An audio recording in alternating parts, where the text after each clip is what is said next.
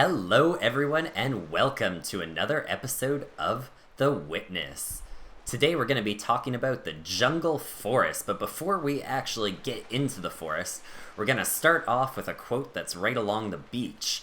Now, this is a pretty long quote, so I am going to put a link in the description to skip ahead of it if you have already heard it, but I think that this quote is going to really help us understand this area.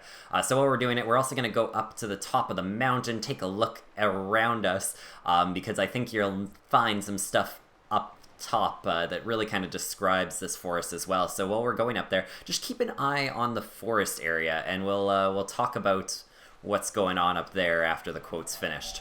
So without further ado, let's get started. One day I happened to be occupied with the subject of generation of waves by wind. I took down the standard treatise on hydrodynamics, and under that heading I read, if the external forces P prime sub yy, P prime sub xy be given multiples of e to the ikx plus at, where k and a are prescribed, the equations in question determine a and c, and thence, by 9, the value of eta, and so on for 2 pages. At the end, it is made clear that a wind of less than half a mile an hour will leave the surface unruffled. At a mile an hour, the surface is covered with minute corrugations due to capillary waves which decay immediately if the disturbing cause ceases. At 2 miles an hour, the gravity waves appear. As the author modestly concludes, our theoretical investigations give considerable insight into the incipient stages of wave formation. On another occasion, the same subject of generation of waves by wind was in my mind, but this time another book was more appropriate, and I read, "There are waters blown by changing winds to laughter, and lit by the rich skies all day, and after, frost, with a gesture, stays the waves that dance and wandering loveliness. He leaves a white, unbroken glory, a gathered radiance, a width, a shining peace under the night." The magic words bring back the scene. Again, we feel nature drawing close to us, uniting with us, till we are filled with the gladness of the waves dancing in the sunshine, with the awe of the moonlight on the frozen lake. These were not moments when we fell below ourselves. We did not look back on them and say, "It was disgraceful for a man with 6 sober senses and a scientific understanding to let himself be deluded in that way. I will take Lamb's hydrodynamics with me next time."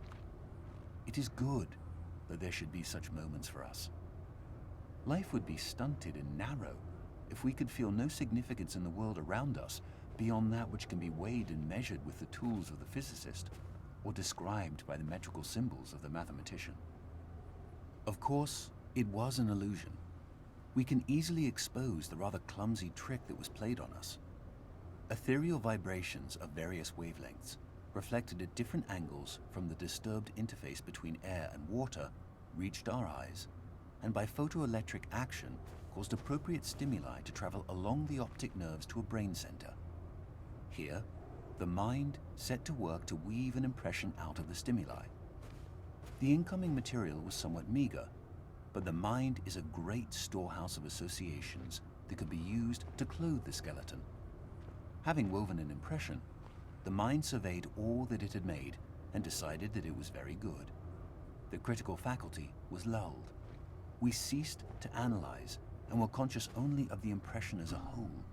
The warmth of the air, the scent of the grass, the gentle stir of the breeze, combined with the visual scene in one transcendent impression, around us and within us.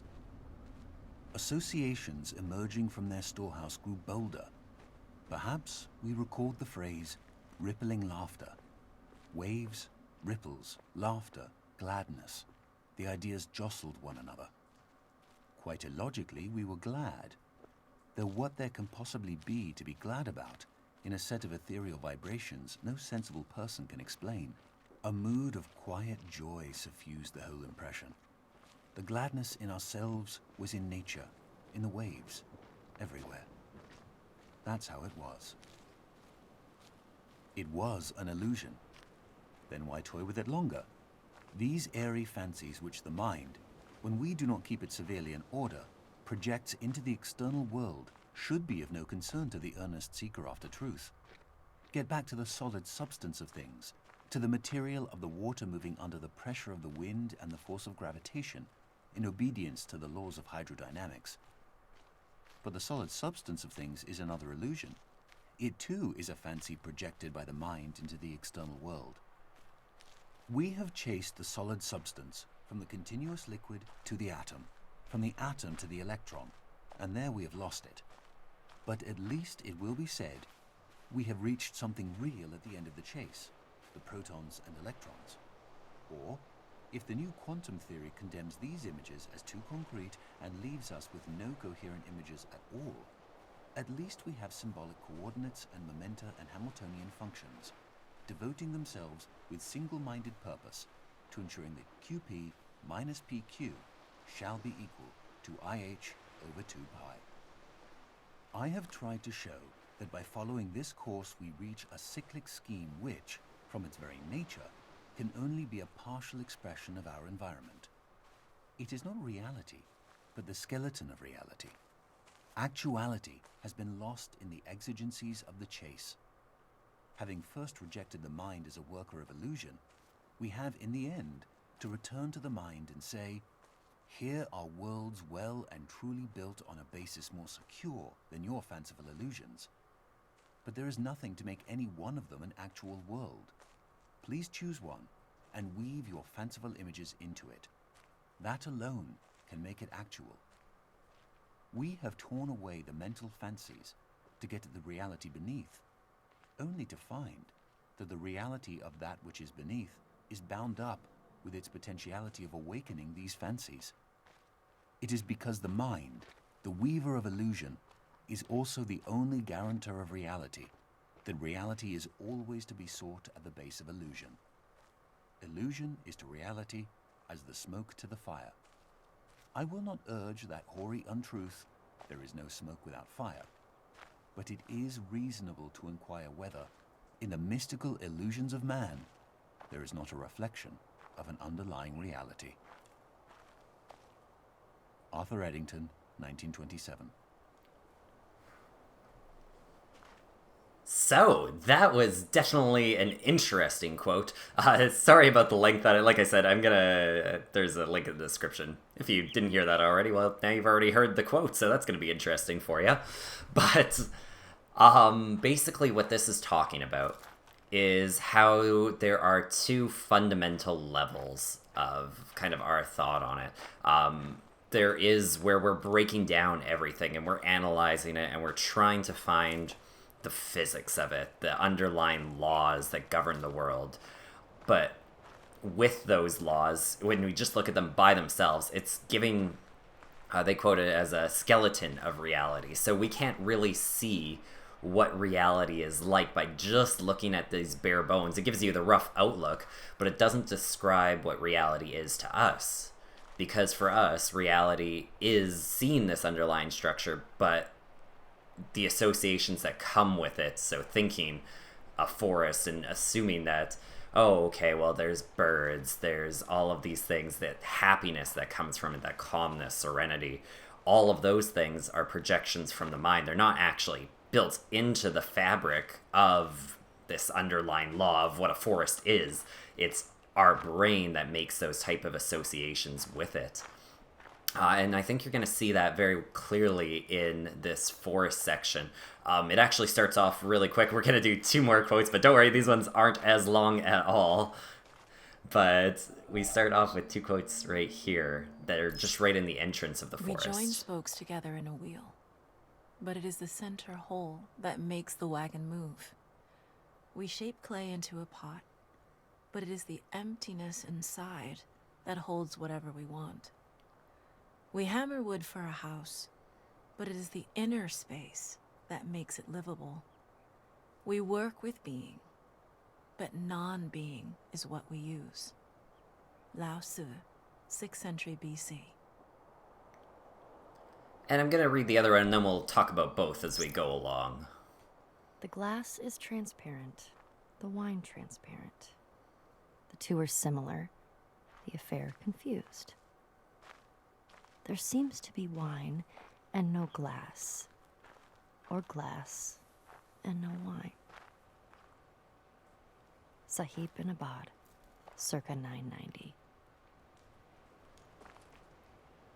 So these quotes talk about a couple different things. The first one's talking about how we create things with being, but it's a non-being that we see. Again, it's kind of a very good reflection on that last quote that we were hearing before, where we are creating stuff with solid substance. We have these trees, we have everything else. However, it's the feeling of it, the non-existent thing, that really makes it a forest in our eyes. And the second one, it's talking about the wine and the glass both being these transparent properties and how we confuse both of them, which is, again, very similar. We can't really just identify, okay, this is a tree. Yes, of course it is a tree, but there's feelings associated with that tree. There's stuff that makes this tree what it feels like, which we can't see, we can't hear, we can't observe directly, but we know through the associations in our mind that this is something that's interesting. Notice also that all you can hear is the wind rustling on the trees, but you can also hear something else. And it's actually one of the only times in the game you can hear a living creature. You hear this bird, but you don't know quite where it is by entering the forest this way, which is kind of fun. You get this path off to the side, and this is actually kind of hiding around a little bit, but eventually you can stumble across it, and you find this right here, which is your first actual panel. So you hear these birds that are ringing. Maybe. There we go. And you're looking around trying to find the bird, and it's actually not a bird at all. It's actually, again, a human-made structure that's actually causing this bird. You hear the speaker actually causing it. And this whole area involves the sound of nature, really. So in this one, you can hear there's the high pitch and the low pitch tone, and that's what actually causes the puzzles to create. And they get more and more complicated as you go. So middle, up, down. Oh, wow. Not that one. Notice that they will close if you don't do it.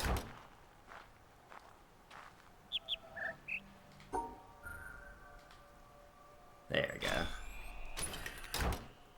And it'll keep on opening them up. We're going to just do one more because I want to show one thing. So you notice that that section before that we went, the section just below us. I can't do these. You'll know that the section right below us is pretty quiet. And there's not all too much going on down there. There's still puzzle panels, but we can't access them yet. So we're going to get there in just a second. There we go. You'll notice I am notoriously bad for anything with the sound puzzles. Come on. Oops. And down. There we go. So you'll notice that it goes down, and then there's this line that goes, and it goes right through here, so we can't actually follow it directly, which is kind of cool. It makes you have this sense of doubt of kind of where you're going, but you can get the general idea. You go down, oh, and you see another panel, and then by logic, you start looking for where it's starting, and now you start hearing other noises. Interesting. What's cool about this is when you start hearing these technological sounds, these man-made sounds, the color of the background actually changes. So you can see right here, it's this pretty much full orange color. Whereas when you're looking at it up here, it's almost this, it's basically a red color. It's like a reddish rose type color on there. So the color is actually changing when you get to these second layer puzzles. They are actually a different type of problem compared to the first one. What's interesting is the red was actually used in the monastery, which is actually right beside there, and that's also an area where there's very little human involvement whatsoever. When you get to the human level puzzles, it starts changing into different colors. The only other thing I want to show right this second is that at the moment you can get right through this path right here. It's a pretty nice path. I'm going to skip ahead, just going to cut right to it, solve all the rest of the problems, just to show you kind of this path of how you get here. Alright, you guys, and we are back. So this is the last puzzle you get. And you can notice that both of them actually now are just involving birds. And once you activate that, you get another line that goes all the way up through here. And you can see that it goes upwards, you know that it goes that way, but you can't really tell where this line actually goes. So you kind of follow it, and you're following it, go up the mountain. You notice that at this point you really don't know exactly where you're going. You're really going outside of the jungle area, but logic tells you you're kind of, okay, so I'm probably gonna go through here. You go up the path, try going through here, and you can't get through this at all, but if you look, you can actually see your first glimpse at the light box, the yellow box that's there. So you're still trying to find this line, you decide to go over, so now you've gone completely to the other side. Again, you're having a lot of doubt at this point. You don't really know exactly where you're going. You have that rough idea, but you don't quite know how you're gonna get there. And I think this is very, very intentional. But when you finally do, you could see that you can get through, and this forest is a little bit different, isn't it, than the one we were just in. It's cool that you see this tree, which looks very, very, very similar to the tree that's in the monastery, actually. The way it's built, of course it has different colored leaves, but the tree itself, the way it's built, is almost identical to the one that's in the monastery. So they're probably very similar trees, if not the same type of tree. But going back to getting some progress, we have to turn this on. So notice that it goes, and the color it has here is green. But when you turn it, it turns this reddish, almost like magenta style red. And it blocks us from getting back into the forest. Again, we're kind of on this path where we're lost. We don't know exactly where to go. So we go through the natural way, the only way we can get. And we're blocked by the path, and the path that you actually need to figure out is the monastery to be able to get there. There is other ways around, but this is the shortest way. And if you'd already unlocked a monastery, this actually gives you the shortest path back to the forest. The other way, you'd have to go all the way around the monastery. And when we get back, we can finally get to our second set of problems all the way up here, because that panel that we just opened up actually has problems on it. And they're different style problems than what we had before. You can notice that you're hearing the birds again. And now the colors change, so that it's an completely orange panel now, with this, again, reddish style, little bit less red than the monastery, but still pretty darn red color. And the puzzles themselves have changed. Beforehand, you could actually just flow through them. Now you actually have to make a conscious decision to turn which way. When you push forward on it, it doesn't just naturally run over. But you'll notice they were also getting the dots that are different sizes. So the smaller the dot, the higher the pitch. And the larger the dot, the lower the pitch on it. So now we're actually, instead of just listening to nature as it is and kind of getting a visual representation on it, we're actually analyzing it. We're analyzing the wavelengths, you could say, of the sound. And we're not getting a visual representation of that puzzle anymore. We're getting a more so analytical representation of that puzzle. Sorry guys, I always have fun with these puzzles. And you can see it keeps on going this way all the way through it. So it's interesting that this kind of dichotomy exists. There's listening to that puzzle by itself, and there's also caramba. Nope. We're gonna just skip ahead to it. And we're back, you guys. So yeah, once you have finally finished all of these puzzles, this reddish kind of magenta color, it transforms actually. So, and you start seeing this pure, I would call it pure magenta at this point, color that pops right out of it. and it travels along. It looks like it's actually originating from the tree. If you look, you can't actually, I've looked for it, you can't actually see a full access point, but it does look like it originates directly from or directly under the tree. And again, it kind of takes us on this tour. We're trying to find out where it's going, so we can follow it pretty easily for the first little bit. Then it starts hiding on us, and we're kind of lost to our own ways, and we get this third type of forest. And this one has no puzzle panels in it whatsoever, but you can see it's very, very maze-like. If you listen hard enough, you can also hear some interesting sounds.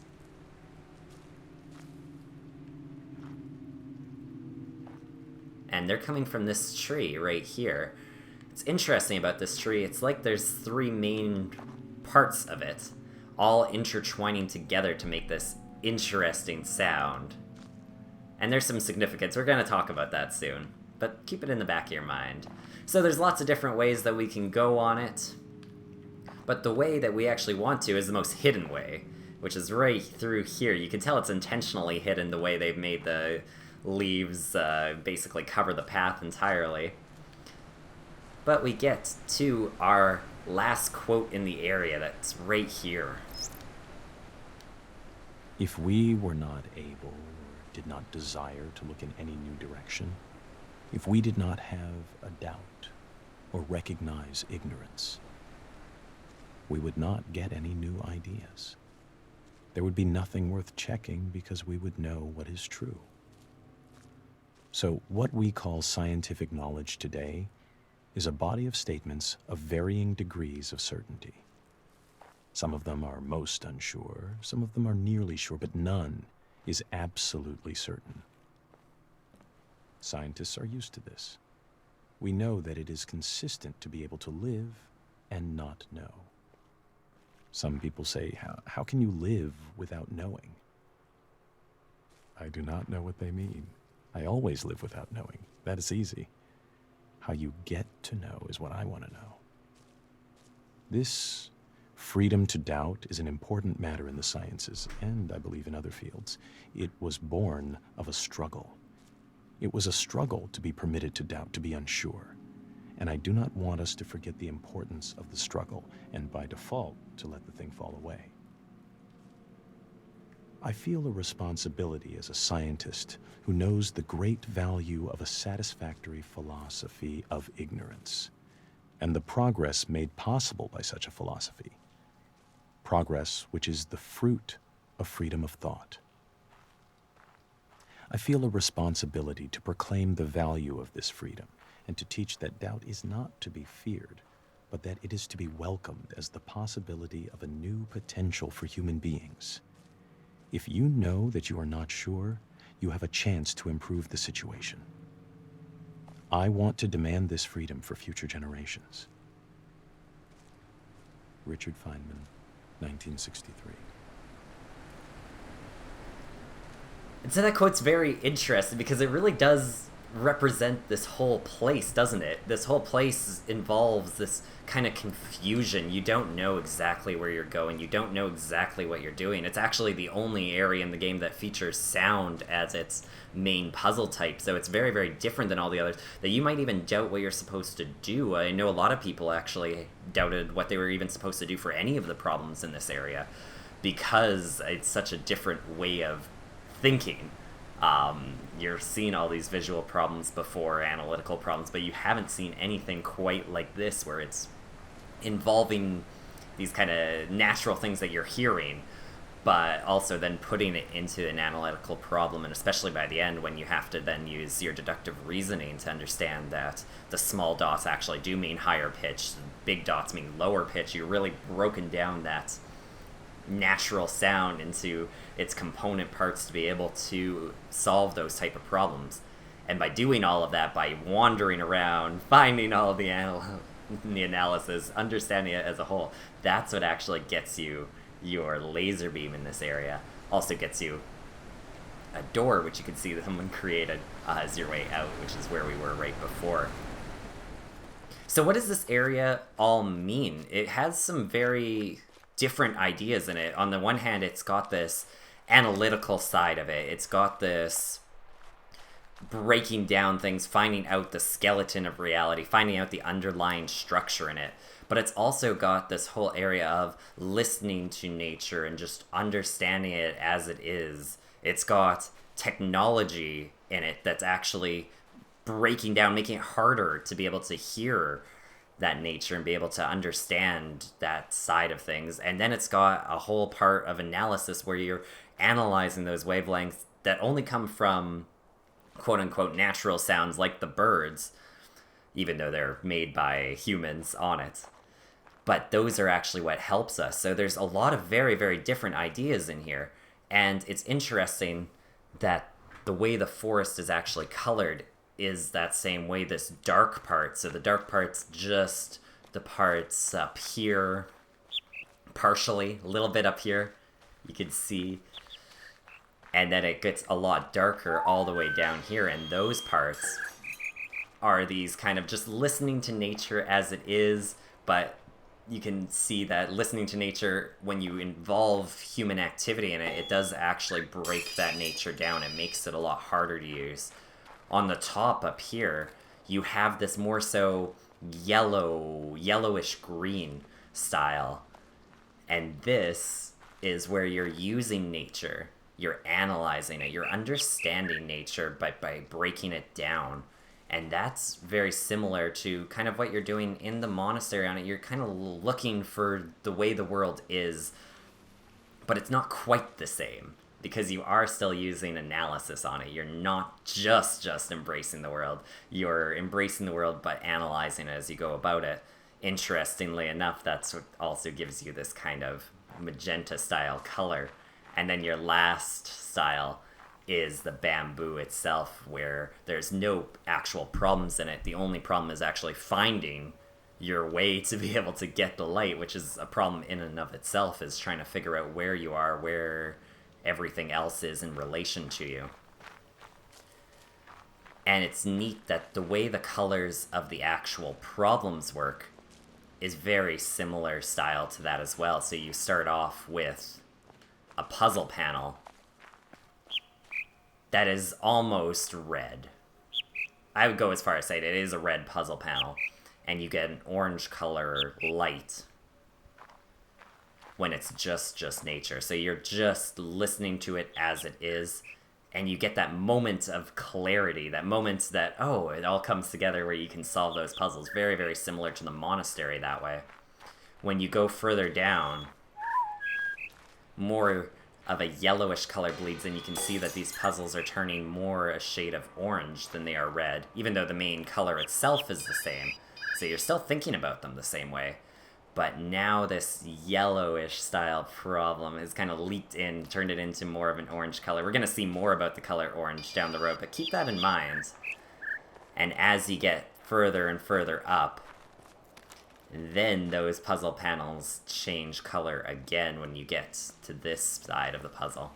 It turns into complete orange now, but with red lines. So again, it's a different way of thinking of these problems. It is using an analysis on it and turning into that magenta at the end, which we'll talk about this color a little bit further on as we go. But this color is very much associated with scientific inquiry, scientific thought, technology.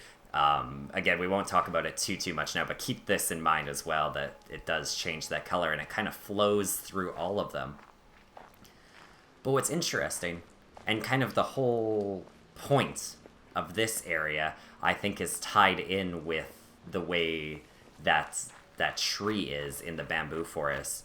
There's three main things that are going on here, and when they all wrap themselves in and on themselves, when you're just running through this forest the first time, or at least for me, this just looks like a natural forest. It looks like it was just made by nature. There's nothing really to it. It has the sounds of nature, so it has those birds, which for a long time you don't even really think about it being odd that there's this living thing, or what you think is a living thing here, when there's no other living stuff on the island.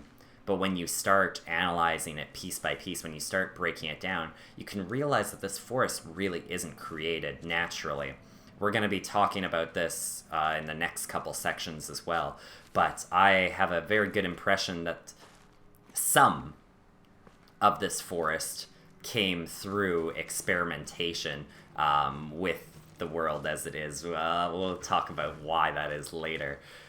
But it's very, very interesting to see 3 different forest types in this one place, all with one unifying puzzle amongst it to get the laser.